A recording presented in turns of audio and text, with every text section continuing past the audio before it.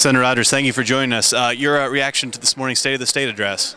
Well, I think it's exactly what we needed to hear. You know, oftentimes you'll have public officials who want to paint every picture as a rosy picture, but the reality is this is not a rosy picture. We are in historically difficult economic times, but there's a lot of good news out there.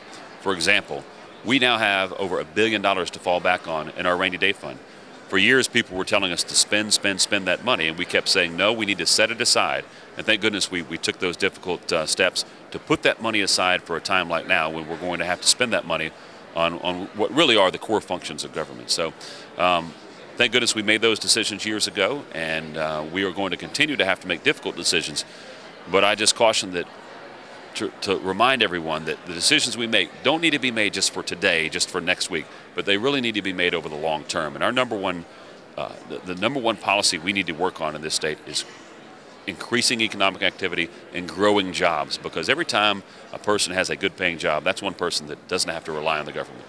He also spoke a little about the reorganization of DHR. What were your thoughts on his outline for fixing their program? Well, look, the governor and the General Assembly have a strong track record in recent years of reorganization. If you recall, just a few years ago, the long lines that were necessary just to get your driver's license, to do anything with the Department of Driver Services was quite difficult. We reorganized that entire agency, and now when you go to get your driver's license, it happens in minutes. Now when you call the Department of Driver Services, you get an answer.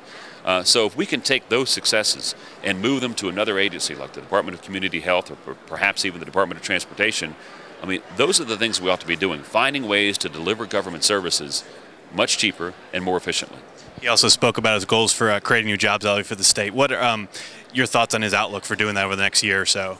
Well, look, while a majority of our work here is going to be dealing with the budget, I think a majority of our focus needs to be dealing with growing the economy. So I applaud the governor for coming forward with ideas on how we can continue to grow this economy or begin growing it again and create jobs. Again, that's what we ought to be about, finding ways to expand business in Georgia.